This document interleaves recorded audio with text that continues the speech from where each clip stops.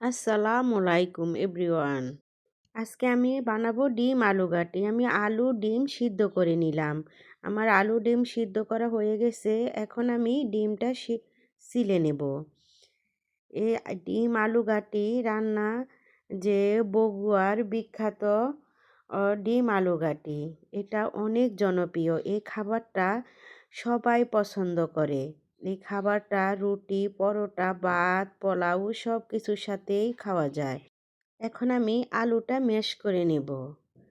আলুটা আমি পুরাপুরি ম্যাশ করব না, একটু আধা ভাঙা করে নেব। আমার আলুটা ম্যাশ করা হয়ে গেছে। আমি চুলাতে কড়াই বসিয়ে দিয়ে পরিমাণ মতো তেল, অল্প একটু লবণ, অল্প একটু হলুদ দিয়ে ডিমটা ভেজে নেব। আমার ডিমটা ভাজা হয়ে গেছে। এখন আমি উঠিয়ে নিব।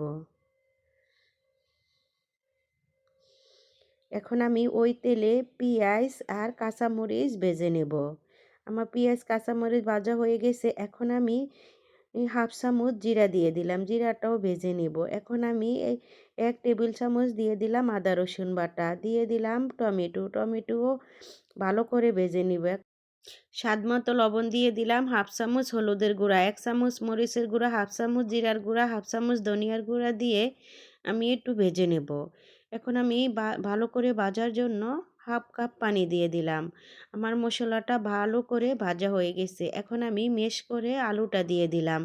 আলুটা আমি পানি দিয়ে চেটকে দিই না, তখনই ওই যে কষানোর সময় শরীরে ছিটকে আসে, চারিদিকে ছিটকিয়ে পড়ে। তাই আমি শুকনো শুকনোই চুলার আঁচ কমিয়ে দিয়ে ভালো করে কষিয়ে নিলাম। আমার কষানো হয়ে গেছে। এখন আমি পরিমাণ মতো ঝোল দিয়ে নাড়াচাড়া করে মিশিয়ে নিলাম। আমার মিশানো হয়ে গেছে। এখন আমি ডিমটা দিয়ে দিলাম।